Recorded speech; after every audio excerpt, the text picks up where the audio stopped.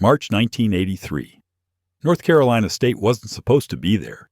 They barely made the tournament with a 10-3 ACC record. Most experts picked them to lose in the first round. Jim Valvano had other ideas. The Wolfpack squeaked past Pepperdine by 1 point, then UNLV, then Utah in overtime. Every game felt like their last. Every possession like borrowed time. They weren't dominating anyone. They were surviving, clawing, refusing to die. By the time they reached the championship game against Houston's Slamma Jamma, nobody gave them a shot. Houston had Hakeem Olajuwon and Clyde Drexler. They were dunking machines, averaging over 90 points a game.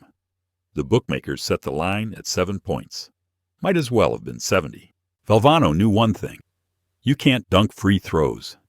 His strategy was insane. Slow the game to a crawl. Hold the ball for entire possessions.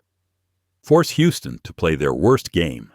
Make them uncomfortable, frustrated, desperate. It worked. Sort of. With seconds left, NC State trailed by 1. They had the ball, but no timeouts. Derek Wittenberg launched a shot from 30 feet. It was short, way short. Lorenzo Charles was standing under the basket. The ball fell into his hands like a gift from the basketball gods. He dunked it as time expired, 54-52.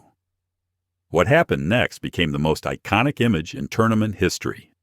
Valvano sprinting around the court, arms flailing, looking for someone to hug. Pure chaos, pure joy. The man who made surviving an art form couldn't contain himself. But here's what makes this story legendary. 8 of their tournament games were decided by 2 possessions or less. They never led Houston until that final dunk. They had no business winning any of it. Sometimes the best stories aren't about dominance. They're about defiance. About a coach who believed in controlled chaos and players who refused to accept reality. About a 30-foot airball that became a championship.